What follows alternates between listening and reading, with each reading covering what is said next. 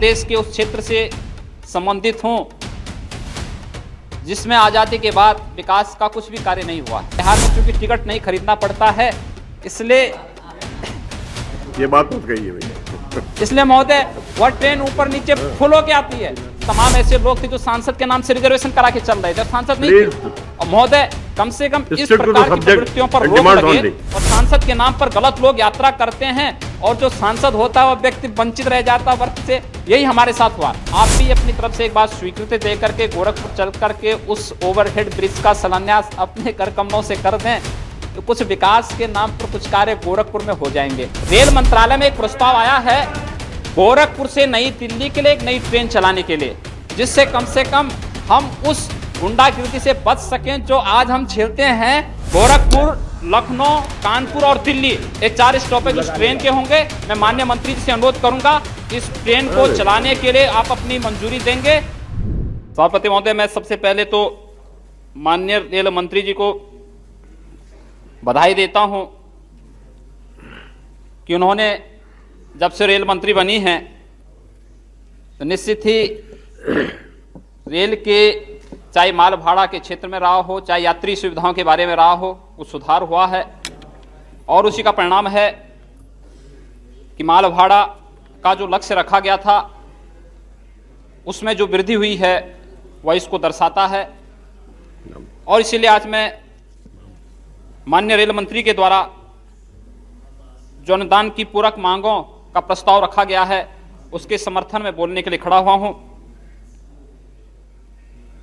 बहुत कुछ करने के लिए भी बाकी है, क्योंकि आज भी इस देश की अधिकतर जनता रेल से यात्रा करती है। उसके पीछे श्री बहादुर सिंह कोहली को अनुमति दी गई।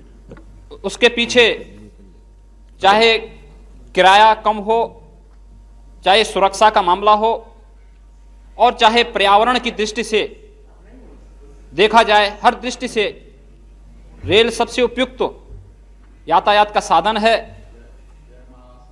और यहां पर निश्चित ही जिस संकल्प के साथ में माननीय रेल मंत्री ने अपना प्रस्ताव रखा है उस सबको समर्थन करते हुए मैं माननीय रेल मंत्री जी से अनुरोध करना चाहता हूं कि महोदय, मैं उत्तर प्रदेश के उस क्षेत्र से संबंधित हूं जिसमें आजादी के बाद विकास का कुछ भी कार्य नहीं हुआ है।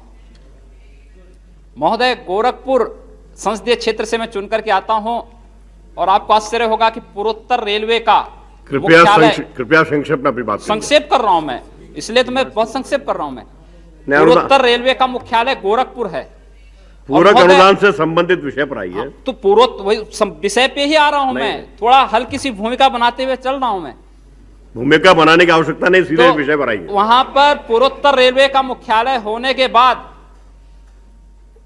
1986 में रेल कोच फैक्ट्री गोरखपुर के स्वीकृत हुई थी, लेकिन राजनीतिक भेदभाव के चलते, राजनीतिक विद्वेष की भावना से उस फैक्ट्री को गोरखपुर से दूसरी जगह ले जाया गया।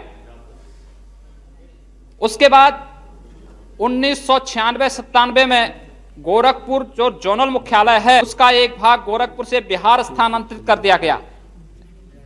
और विकास के नाम पर गोरखपुर में आज तक कुछ नहीं हुआ है। महोदय, मैं आपके माध्यम से कहना चाहता हूं कि वर्ष 1998-99 में गोरखपुर से नरकटियागंज मार्ग का आमान परिवर्तन हुआ था। आमान परिवर्तन से पहले उस मार्ग पर एक पैसेंजर ट्रेन चलती थी और उस समय बंद कर दी गई कि आमान परिवर्तन के बाद पुनः वो चलेगी। हजारों कर्मचारी कुशीनगर क्षेत्र से, रामकोला क्षेत्र से, पिपराइच क्षेत्र से गोरखपुर आते थे और सुबह वहां से आती थी, फिर शाम को वापस जाती थी। वह पैसेंजर ट्रेन बंद कर दी गई। महोदय, हजारों वहां के व्यापारी यह आमान परिवर्तन किया 1997-98 में बंद, 98-99 बंद की गई। और उस समय आमान परिवर्तन के बाद एक कहा गया कि हम इसको चलाएंगे, लेकिन वह नहीं चलाई गई। मैं माननीय रेल मंत्री से अनुरोध करना चाहता हूं कि कृपया व्यापक हित में देखते हुए उस पैसेंजर ट्रेन का चलना वहां के व्यापार की दृष्टि से, वहां के कर्मचारी जो वहां पर रेल कारखाने में काम करने के लिए आते हैं उनकी हित में उस पैसेंजर ट्रेन का चलना आवश्यक है। इसके साथ साथ गोरखपुर में एक धर्मशाला बाजार में ओवरब्रिज की मांग वर्षों से चली आ रही थी। उत्तर प्रदेश सरकार ने मुझे सूचित किया कि हमने 3 करोड़ रुपया उस ओवरहेड ब्रिज के लिए स्वीकृत किया है और प्रस्ताव हमने रेल मंत्रालय को भेजा है। महोदय, अगर वह प्रस्ताव आया होगा तो रेल का जो भी हिस्सा बनता हो, आप भी अपनी तरफ से एक बार स्वीकृति दे करके गोरखपुर चल करके उस ओवरहेड ब्रिज का शिलान्यास अपने कर कमलों से कर दें, तो कुछ विकास के नाम पर कुछ कार्य गोरखपुर में हो जाएंगे। और एक सबसे महत्वपूर्ण मांग और है, मेरे पूर्व जो साथी हैं उन्होंने इस बात को रखा है कि गोरखपुर से नई दिल्ली आने के लिए एकमात्र वैशाली ट्रेन है और वही बिहार से आती है। बिहार में चूंकि टिकट नहीं खरीदना पड़ता है, इसलिए ये बात मत कहिए भैया। इसलिए महोदय वह ट्रेन ऊपर नीचे फुल होके आती है और उसका परिणाम है कि गोरखपुर आते आते हम लोगों को सीट ही नहीं मिलती है। मैं भी पिछले हफ्ते की बात बताऊं, जब हम उसमें आए, मैं जब स्टेशन पहुंचा, मेरे साथ स्वामी चिन्मयानंद जी भी थे जो माननीय सांसद जौनपुर से हैं, और उस ट्रेन में हम लोगों को सीट नहीं मिला।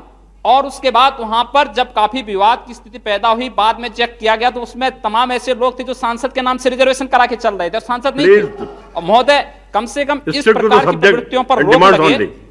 की प्रवृत्तियों पर रोक लगे, और सांसद ही जाए, उसके लिए यह निर्देश चला जाए कि हर टीटी को या रेल से संबंधित अधिकारियों का अधिकार है कि वे वो सांसद का आई कार्ड तो चेक करने, और सांसद के नाम पर गलत लोग यात्रा करते हैं और जो सांसद होता है वह व्यक्ति वंचित रह जाता है वर्ग से।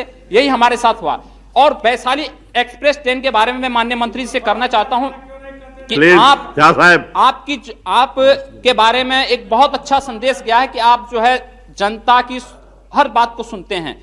2-2 महीने से वेटिंग चलता है महोदय, उसमें 2-2 महीने से उस ट्रेन में वेटिंग चलता है। Now I am calling another तो डुप्लीकेट honorable member.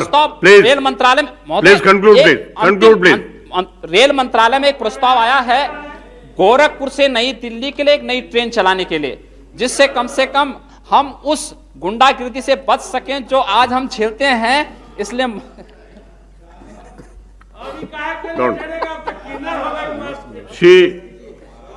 कलियप्पन, इसलिए महोदय गोरखपुर से नई दिल्ली के लिए डुप्लीकेट वैशाली चलाया जाए, और उसका प्रस्ताव गोरखपुर से हमारी जेडआरयूसीसी की बैठक हुई थी, उसमें प्रस्ताव रखा गया था। वहां पर तय हुआ था कि गोरखपुर, लखनऊ, कानपुर और दिल्ली, ये 4 स्टॉपेज उस ट्रेन के होंगे। मैं माननीय मंत्री जी से अनुरोध करूंगा इस ट्रेन को चलाने के लिए आप अपनी मंजूरी देंगे।